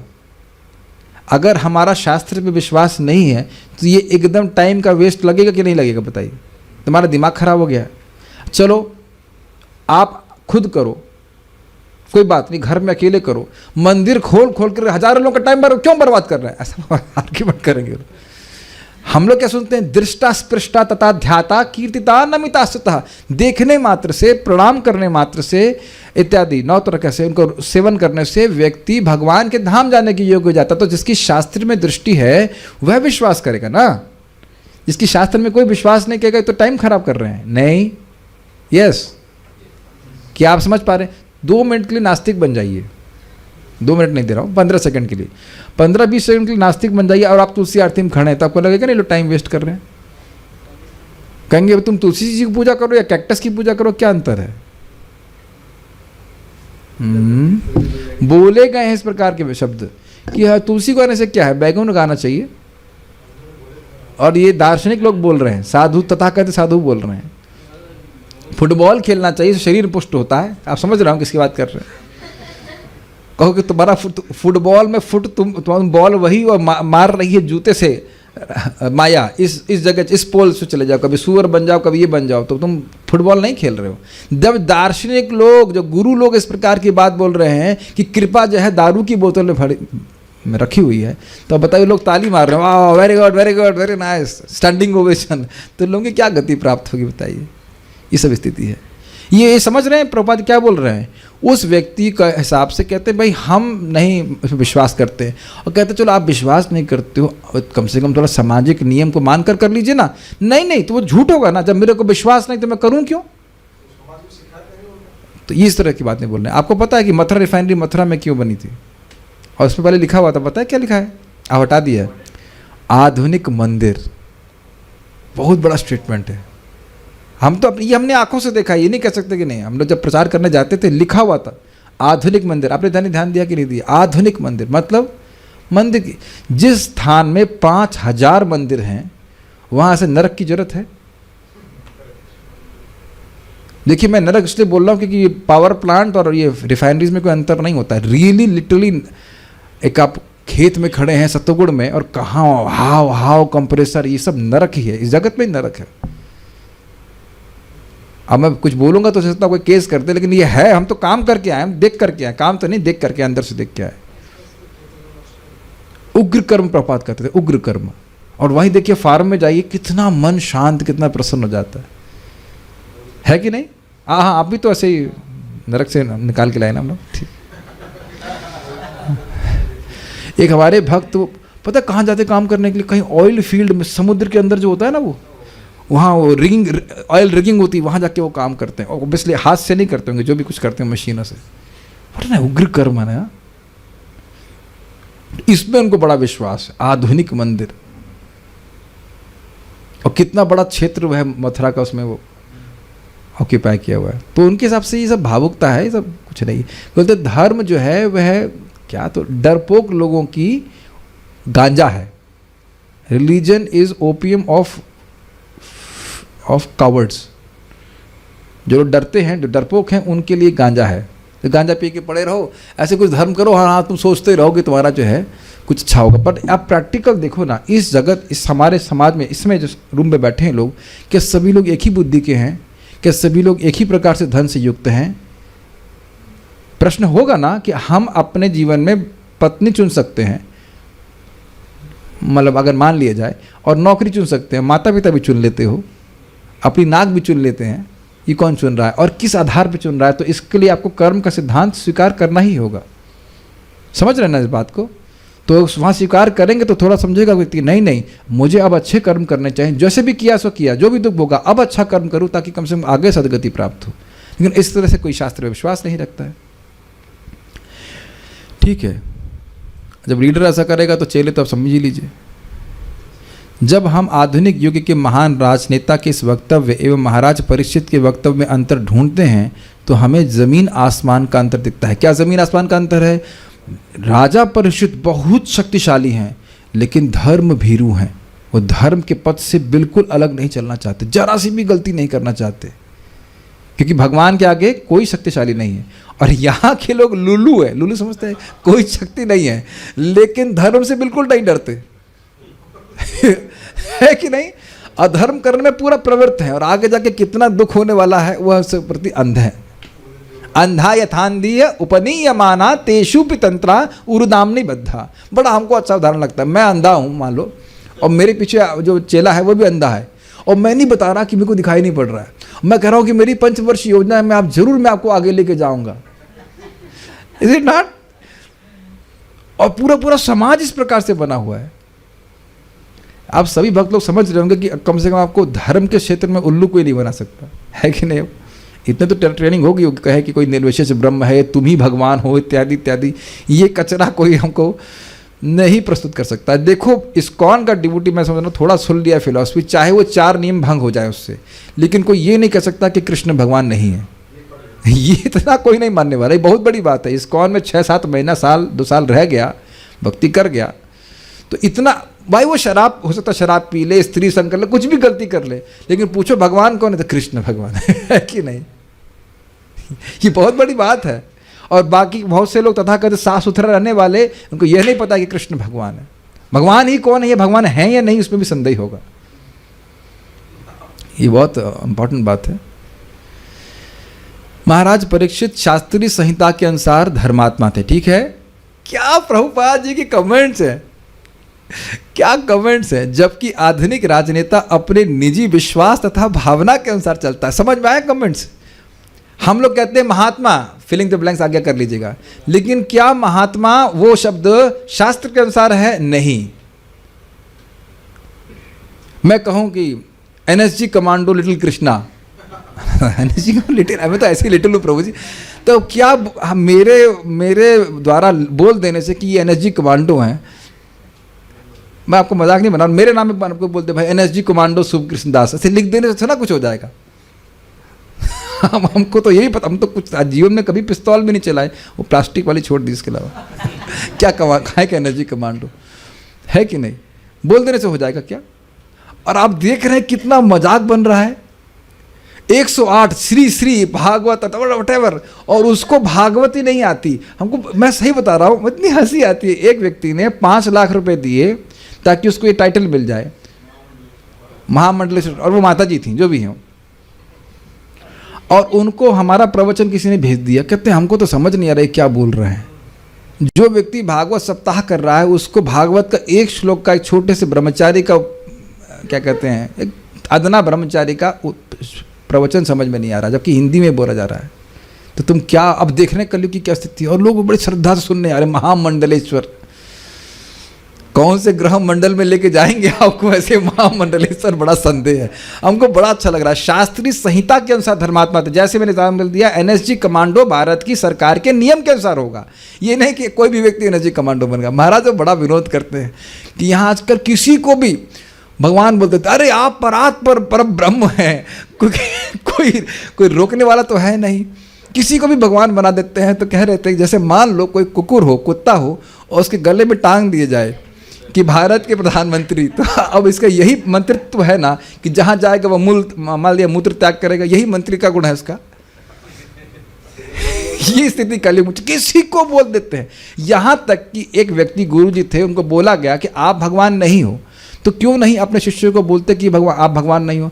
तो बोले हमको दुख लगेगा, वह आगे दुख में पड़ जाएंगे, उससे कोई मतलब नहीं है। आज they should feel very nicely, बहुत अच्छा उनको फीलिंग अच्छी होनी चाहिए, फील गुड। क्या बेवकूफ़ी है। हमको बहुत अच्छा कमेंट प्रभुपाद जी का लग रहा है। महात्मा धर्मात्मा is not by stamping, it is by actions. महात्मा नस्तु माम पार्थ दैवीम प्रकृति आश्रिता, वही महात्मा है। कौन बोल रहा है ये? भगवान बोल रहे हैं। वही महात्मा है जो दैवी प्रकृति श्रीमती राधा रानी का आश्रय लेता है। हरे कृष्णा कृष्णा कृष्णा हरे हरे, हरे राम राम राम हरे हरे, और भजन्ति अनन्य मनसो, अनन्य भाव से भगवान का भजन करता है। ये महात्मा है, स्टैंपिंग से नहीं होता। ठीक है, हम खाली मजाक कर रहे थे। इस संसार का कोई भी महान पुरुष आखिर बद्ध जीव ही है, अंधा।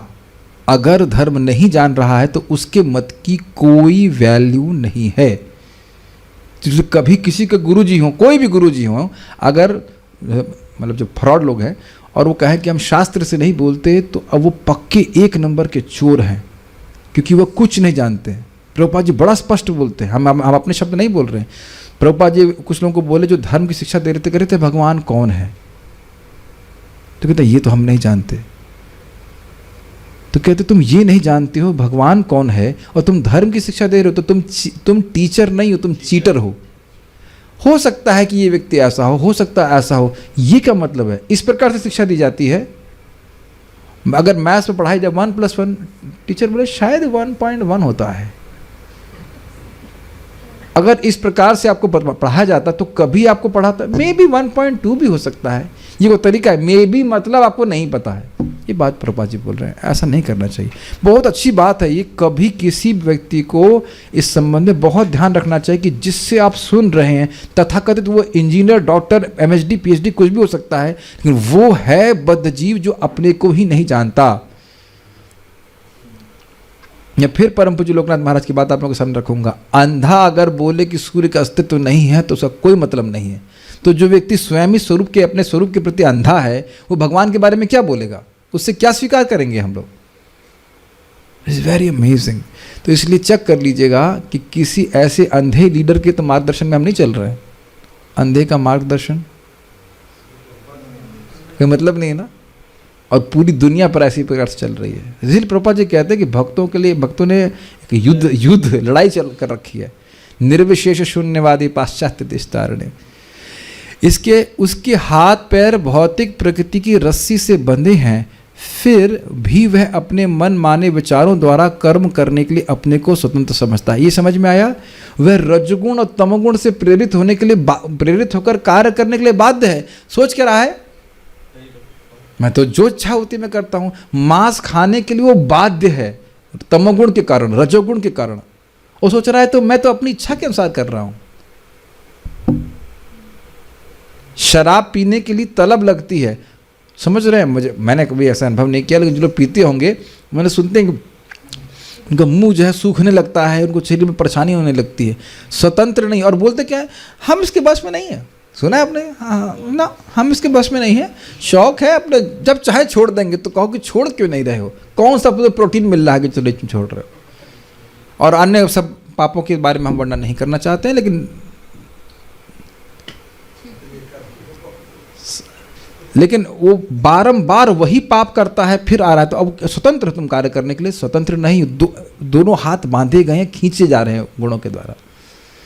निष्कर्ष यह निकलता है कि महाराज परीक्षित के काल में लोग सुखी थे और पशुओं को समुचित संरक्षण दिया जाता था, क्योंकि प्रशासक न तो मनमानी करता था न ईश्वरीय नियम से अनजान होता था। एक हमारा डिवोटी किचन के संबंध में चर्चा हो रही थी, तो एक बात मैं बोलने वाला था कि मेरे को फिर बीच में काट दिया गया था, लेकिन मैं तो मैनेजमेंट में शास्त्र छोड़ के नहीं चलता हूँ। तो मैं खाली बोल रहा था कि देखिए, मरने के बाद लोग ये याद नहीं रखते हैं कि हमारे पास कितना धन था, ये याद रखते हैं कि हमने उनके प्रति कैसे बर्ताव किया। तो हमारे दूसरे भक्त बोले थे नहीं, यहाँ फिलॉसफी, हमने कहा नहीं प्रभु जी, फिलॉसफी के अनुसार ही मैनेजमेंट करना है। मैनेजमेंट के अनुसार फिलॉसफी नहीं चलती है। धर्म देख रहे हैं यहाँ पे, आप देख रहे हैं ना यहाँ पे कि धर्म के अनुसार वे मैनेजमेंट कर रहे हैं। मैनेजमेंट के अनुकूल धर्म को नहीं रखा जाता है। तो भक्त मान लो हम प्रसादम की सेवा करवा रहे हैं, तो अब अच्छा प्रसाद खाएंगे, अरे मुझे इतनी हंसी आती थी कि किचन में बीच में कुछ दिन से प्रसादम अच्छा हो गया था, ऑलमोस्ट 1 साल से, तो मैं एक बार चम्मच भी नहीं चलाया, लेकिन हमको लोग बोले थे प्रभु जी इंचार्ज हैं, प्रभु जी इंचार्ज हैं, प्रभु जी, जबकि मैं खाली बोलता था, उन लोग से रिक्वेस्ट करता कि अब अच्छे से बनाई, ऐसे बनाई, बस, और कुछ भी नहीं करता था। आप देख रहे हैं कि अगर छोटा सा एग्जाम्पल ले जाए, कीर्ति कैसे बढ़ने लगती है, आशीर्वाद कैसे प्राप्त होने लगता है छोटा सा मैनेजमेंट करने से।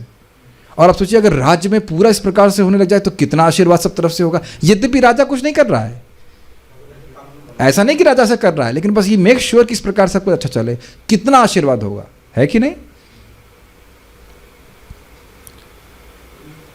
हाँ, कुछ कहना चाह रहे? मैं 2013 में ना पदयात्रा के बैल लेने गया था कच्छ भुज। तो वहाँ पे वो सूखा एरिया, तो वहाँ यहाँ से पाइपलाइन बिछाई थी मोदी जी ने। तो जैसे रास्ते में उन्होंने जगह जगह टैप लगवा दिए थे, कुंड, तो वहाँ पे बैल, ये गाय सब पानी पीती है। तो वहाँ पे एक चरवाहा बोला मेरे को, बोला कह रहे इन पशुओं को आशीर्वाद है मोदी जी को। हाँ, बहुत अच्छी बात बोल रहे हैं। एक और बात है, सेम चीज़, जैसे भक्त लोग प्रसाद पा रहे हैं, वो कुछ बोले नहीं किसने व्यवस्था करी, किसने बनाया है, लेकिन ठाकुर जी देख रहे हैं ना। और देखने की बात छोड़िए, वैष्णव को प्रसाद खिलाना मतलब भगवान के मुख में हनी देना, सेम चीज़ गाय। और जैसे प्रभु जी ने बताया, तो आप समझ रहे हैं, लाभ हो रहा है जीवों को, तो आशीर्वाद आता है जिसके जो भी मैनेजर है। तो दृष्टि शास्त्र की होनी चाहिए, फिर व्यक्ति को कार्य करना चाहिए। बहुत अच्छी बात है, हम सीख रहे हैं। थी ना परीक्षित महाराज की शास्त्र दृष्टि। मूर्ख श्रद्धा विहीन प्राणी ही ईश्वर के अस्तित्व की उपेक्षा करने का प्रयत्न करते हैं और बहुमूल मानव जीवन की बाजी लगाकर अपने आप को धर्म निरपेक्ष होने का दावा करते रहते हैं। ये समझ में आया? धर्म का पालन केवल मनुष्य कर सकता है। धर्म का पालन करके उच्चतर गति प्राप्त हो सकती है। ये सबको तिलांजलि दे करके, तिलांजलि का अर्थ समझते हैं जो कोई मर गया हो उसके बाद तिल और पानी दिए जाता है, तो वही धर्म। हमको मतलब नहीं है क्या होना है, और पूरे अपने मनुष्य जीवन की बाजी खेल रहे हैं कि अब कुछ भी हो जाए आगे, चाहे सुअर बनना पड़े चाहे कुत्ता बनना पड़े, हम तो धर्म करके ही रहेंगे। इस अर्थ में प्रभुपाद कह रहे हैं। ये है मूर्खता लोगों की। मानव जीवन विशेष रूप से ईश्वर के विज्ञान को जानने के लिए मिलता है और ये बहुत रेयर है, लेकिन मूर्ख प्राणी विशेषतया इस कलयुग में ईश्वर को यथार्थ रूप में जानने के बदले धार्मिक विश्वास तथा ईश्वर के अस्तित्व के विरुद्ध प्रचार करते हैं। यद्यपि वे जन्म, मृत्यु, जरा तथा व्याधि के लक्षणों द्वारा ईश्वरीय नियमों से जकड़े रहते हैं। कितना अमेजिंग तात्पर्य प्रभुपाद जी का है। मानव जीवन मिला है ईश्वर को जानने के लिए। तो एक बात तो बड़ी सिद्धांत है कि ईश्वर पहले से ही है, तुमको समझना है। Yes no? ठीक है, ये क्लियर है ना? जैसे हम लोग मैथमेटिक्स फिजिक्स करते तो ज्ञान ऐसा तो नहीं कि हम खुद ही किताब छापते हैं। कितना सुंदर एग्जाम्पल दे रहे हैं। मैथमेटिक्स फिजिक्स का ज्ञान पहले से ही है, अब तुम पढ़ने आए हो तो तुम्हारा पढ़ने तुम आए हो, है कि नहीं? तुम्हें ये प्रूव नहीं करना है कि 1 + 1 2 होता है कि नहीं। Make sense? What do you think? Knowledge is descending. हम खुद अपनी मैथमेटिक्स की किताब नहीं लिखते हैं, और लोग इतने अद्भुत हैं कि धर्म का निर्धारण वो स्वयं करना चाहते हैं। हम नहीं मानते कि ऐसा कुछ होता है, तो 1 + 1 2 को भी ऐसे ही बोल देते हो। तुम्हारा वो लॉजिक, तुम्हारा ओपिनियन। आप मेरी बात समझ पा रहे हैं? तो अब आजकल ये सब बहस चलती रहती है ना, भगवान है कि नहीं है, ना क्या है। क्या कभी इस प्रकार से बहस करते हैं 1 + 1 2 होता है कि नहीं? देखिए, अगर साइंस का चश्मा लगाएं तो बड़े बड़े साइंटिस्ट न्यूटन भी भगवान पे विश्वास करते थे। सीधी सीधी बात है ना। देखिए, जितना हम लोग इस समय नियंत्रण देखते हैं उससे कहीं अधिक प्रकृति पे नियंत्रण साइंटिस्ट देखता है, फिर भी आंख पे चश्मा लगा कर ना, सुनना ही नहीं है। जबरदस्ती की बात करने वाली बात अलग है ना, ये बात है। जब भगवान ने अपना विश्व रूप दुर्योधन के सामने दिखाया, फिर भी विश्वास नहीं किया कि वो भगवान है, तब है कि नहीं? अब क्या करेंगे बताइए? एटलीस्ट एक बार तो दिखाई थे, ये बात है। तो अब अद्भुत बात क्या है, कितना अमेजिंग है। आप मान लो मैथमेटिक्स पढ़ने के लिए गए और वहां टीचर का, अरे भैया ये मैथ्स वैस कुछ है ही नहीं।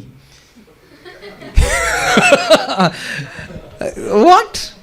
हमारे बच्चे को, सुनिए ध्यान से, पिता ने बच्चे को मैथ्स पढ़ने के लिए बोला है और जो टीचर है वो क्या बोल रहा है, अरे कुछ नहीं है, ये सब छोड़ो, ये सब तुम्हारा भ्रांति है, मैथ्स तो है ही नहीं। आप समझ में आ गया? अब पिता कौन है? कृष्ण। उन्होंने हमको ये मानव शरीर दिया है धर्म समझने के लिए, धर्म समझ कर उनको समझने के लिए।